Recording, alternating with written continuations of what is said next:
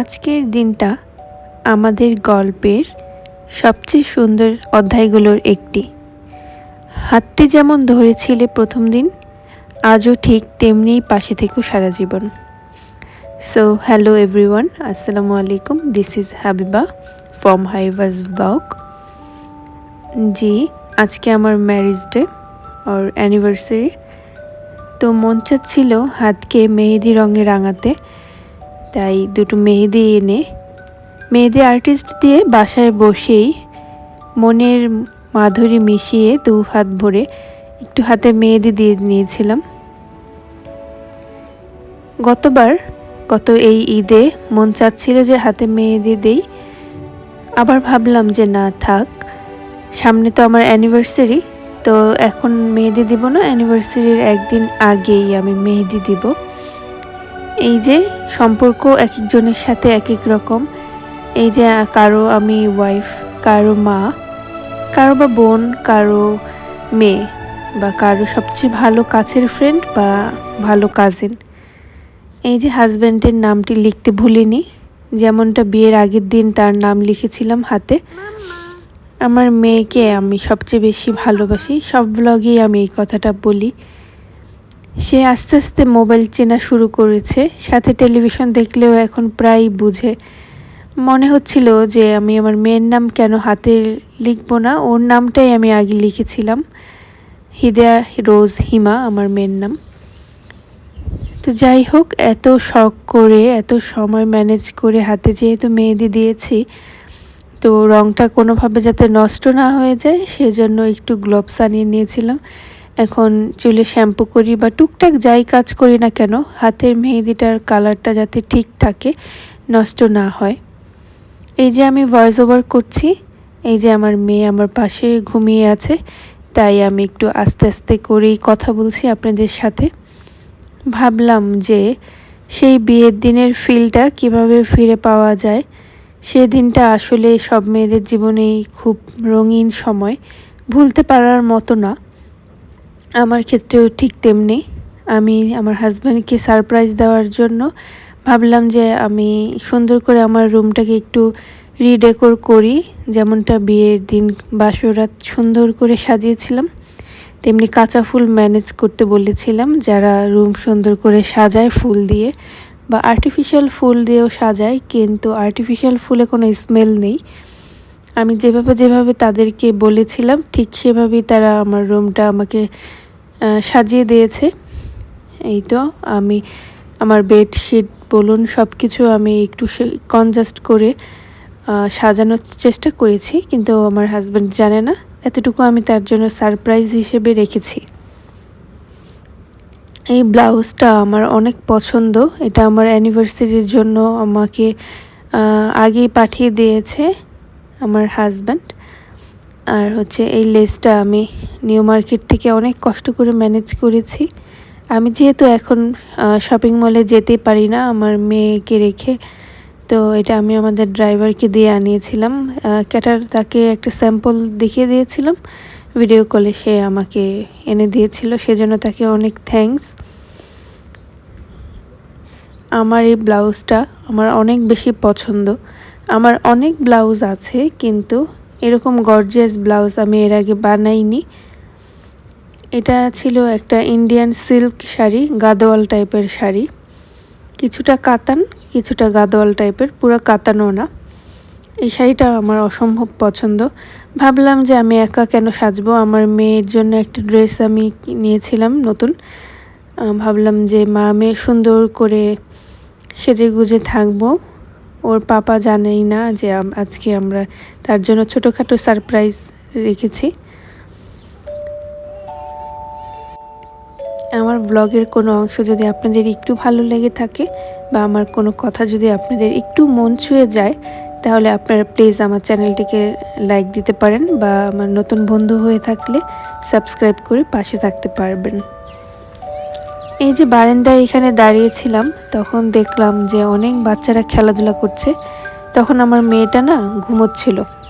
তখন ভাবলাম যে কবে আমার মেয়ে এরকম বড় হবে, কবে এরকম খেলবে মুক্ত মাঠে। আমি বিয়ের দিন যার হাতে সেজেছিলাম, আমার বিয়েটা হয়েছিল ঈদের পরপর। তো পার্লার অ্যাভেলেবেল ছিল না তখন, সবাই ছুটিতে ছিল। তো তাকে আমি বাসায় আসতে বলেছিলাম, সে তার সকল জিনিস নিয়ে আমাকে সাজাতে বসে পড়লো। আর যাই হোক, লুকটা যাতে ন্যাচারাল হয় সেটাই চেষ্টা করছিলাম, সেটাই তাকে বোঝানোর ট্রাই করছিলাম। একটা আছে না যে সাজালে খুব অদ্ভুত লাগে, সেরকম যাতে না হয়। তো অনেক বেশি ভাল লাগছিল, সেই বিয়ের ফিল পাচ্ছিলাম, মনে হচ্ছিল যে আমার আবার সেই বিয়ের দিনের মতো অনুষ্ঠান হচ্ছে। যে কোনো কিছু দেখতে অনেক সহজ মনে হলেও ম্যানেজ করতে সব কিছু টাইম মেনটেন করাটা কিন্তু খুব বেশি টাফ কিছু কিছু সময়, যেহেতু এখন আমার ছোট্ট একটা বেবি আছে। তো এর মধ্যে চাচ্ছিলাম যে সারপ্রাইজ কিছু রাখি আর নিজেকে স্পেশাল ফিল করাই, নিজের ভালো লাগে এরকম কিছু করি। এই যে দেখুন তো আমার ব্লাউজটা আপনাদের সবার কাছে কেমন লাগলো। আমার বিয়ের হাতের চুড়িগুলো আমি পরেছি, এটা আমি লেহেঙ্গার সাথে গত বছর আমি পরেছিলাম আমার বিয়েতে। আর শাড়ির কালারটা আমার বেশ পছন্দ হয়েছে, এটা শোয়েব আমাকে আগেই কিনে পাঠিয়েছিল। এই তো 2 হাতের পাতায় মেহেদি দিয়েছিলাম, আবার উপর সাইডে একটু দিয়েছিলাম, আর 2 হাতের চুড়ি। এই তো যিনি আমাকে সাজাচ্ছিল উনি আমাকে বলছিল যে আপনাকে ঠিক সেই বউর মতো লাগছে, সেদিনের থেকেও বেশি সুন্দর লাগছে আজকে আপনাকে। সেই কথাটা মনে পড়লো। আর ওই যে আমরা যে আয়না ধরে মিরর, সেই মিররটা আমি আজও যত্ন করে রেখে দিয়েছি। শোয়েব যখন আসবে তখন সেই দিনের মতো কিছুটা ফিল, সেদিনের মতো কিছু মুহূর্ত আমরা কাটানোর চেষ্টা করব। আর ক্যান্ডেল তো আমার অসম্ভব পছন্দ, ওয়াকওয়ের এইখানে আমি ক্যান্ডেল রেখেছিলাম, আর কিছু ক্যান্ডেল আমি বাইরে থেকে আনিয়েছিলাম এই স্বল্প সময়ের মধ্যেই। এর মধ্যে অনেক ঝড়, তো তখন ভাবলাম যে কিভাবে সে আসবে, আর ঝড় আসার সময় পেল না। তো আমি এখানে একটু পিকটিক তুলছিলাম, আর কারেন্ট চলে গিয়েছিল, ইলেকট্রিসিটি ছিল না, হঠাৎ করে আবার ইলেকট্রিসিটি চলে আসলো। এর মধ্যে সাথে আমার হাজব্যান্ডও চলে আসলো, সে আমাকে এই ফ্লাওয়ারটা গিফট করেছে। আর আমাদের অ্যানিভার্সারির জন্য একটা কেক এনেছিল সে।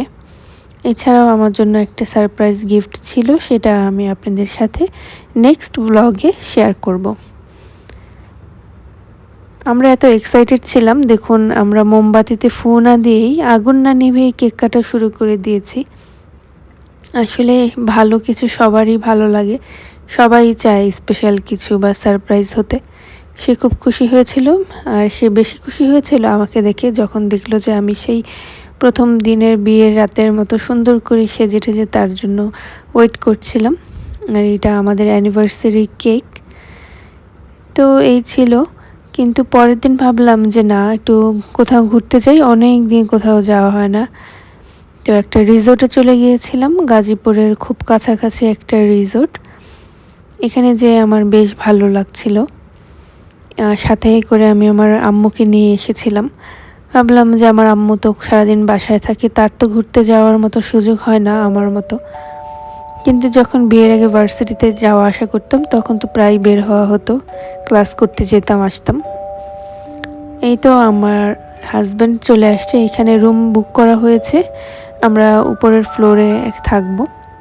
2টা রুম নিয়েছিলাম। এই যে আমার মেয়ে এসে কি খুশি, সে তো এখনো বুঝে না যে কোনটা বাইরে কোনটা বাসা। তারপরও তার কাছে এই বেডটা খুব কমফোর্ট লাগছিল, খুব আরাম করে ঘুমোচ্ছিল সে। এটা আমার অ্যানিভার্সারির পরের দিন, আর এই যে এটা বারান্দা থেকে বাইরের এই ভিউটা অসম্ভব ভালো লাগছিল। আর মেয়েকে নিয়ে তার বাবা একটু বাইরের প্রকৃতি পরিবেশ দেখাচ্ছিল। এটা বলে বাজারে অনেক দাম, গিরিগিটি না কি জানি বলে, আমি জানি না। এই যে দেখেন ন্যাচারাল ভিউ, এগুলো খুব মন ছুঁয়ে যাচ্ছিল। সব কিছু মিলেই কিন্তু সৌন্দর্য। এই বাংলোটাতে এই যে রিসোর্টের ওনার আছে, এটা ওনার একটা নিজস্ব হাউস। সে যখন আসে শুনলাম তখন এখানে থাকে। ছোট ছোট আম হয়েছিল, কিন্তু না খেয়ে পারলাম না, একটা ছিঁড়েই ফেলেছিলাম। আর ভাবছিলাম যে টুকটাক একটু ফটোশ্যুট করি, দেন একটু সুইমিংয়ে নামবো, কারণ আমার সুইমিং পুল না ভীষণ পছন্দ। কারো যদি আজকে আমার ভয়েসটা একটু স্লো মনে হয় অথবা সাউন্ডটা একটু লো মনে হয়, সেজন্য প্লিজ আপনারা কিছু মনে করবেন না। কারণ আমি আগের মতো খুব জোরে ভয়েস ওভার করতে পারি না, আমার মেয়ে ঘুমিয়ে পড়েছে তার সুবিধার্থে। আমি যেহেতু সুইমিং পারি না, তারপরেও কেন জানি সুইমিং পুল আমার বেশ পছন্দ। নেমে গিয়েছিলাম একটু সুইমিং পুলে, তারপরে একটু পর আমার হাজব্যান্ড নেমেছিল, আমরা এনজয় করেছিলাম খুব। সন্ধ্যার দিকে আমরা একটু ক্যারাম খেলতে বেরিয়েছিলাম নিচে, খুব ভালো লাগছিল। ক্যারাম খেলতে আমার অসম্ভব ভালো লাগে। ও দুজন মানুষের সাথে খেলছিল, এদেরকে আমি চিনি না। এদের খেলা শেষে পরে আমি একটু খেললাম। ক্যারাম বোর্ড সাজিয়ে দিয়েছিল সুন্দর করে শোয়েব, তারপর ও আর আমি একটু এখানে টাইম স্পেন্ড করলাম, বাইরে যেয়ে নাস্তা করলাম, খাওয়া দাওয়া করলাম। সারা রাত অনেক ঝড় হয়েছিল, অনেক বৃষ্টি ছিল। এই যে দেখুন সকাল হয়ে গিয়েছে, তারপরও কিন্তু বৃষ্টি কোনোভাবে একটুও থামেনি। এর মধ্যে আবারও সুইমিং পুলে আমি এসেছিলাম। সুইমিং পুলে যতক্ষণ সময় সুযোগ থাকে ততক্ষণই নামার খুব ইচ্ছা আমার। তারপর ফ্রেশ হয়ে এই যে বুফে ছিল, এই কিছু অল্প আইটেমে ছিল এখানে।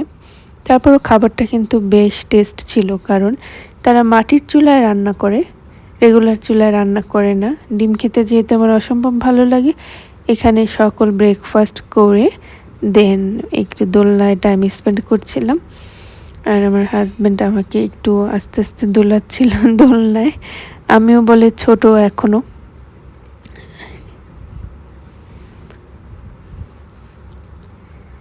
এই তো দেখতে দেখতে সময় খুবই দ্রুত চলে যায়। সময় কারোর জন্য আসলে বসে থাকে না। যে কোনো জায়গায় ঘুরতে আসলে অনেক এক্সাইটমেন্ট কাজ করে, কিন্তু বাসায় ব্যাক করার সময় খুব মন খারাপ হয়ে যায়। আমার মেয়েকে একটু সকালে বের করেছিলাম, তারও তো একটু আলো বাতাস সব কিছু দেখা দরকার। আর এই ছিল আজকে আমার ব্লগ। আশা করি আপনাদের সবার কাছে আমার আজকের ব্লগটি খুব ভালো লেগেছে। ভালো লাগলে একটি লাইক দিতে পারেন বা সাবস্ক্রাইব করে চ্যানেলটির নতুন সদস্য হয়ে পাশে থাকতে পারেন। সবাইকে জানাচ্ছি অসংখ্য ধন্যবাদ। আল্লাহ হাফেজ।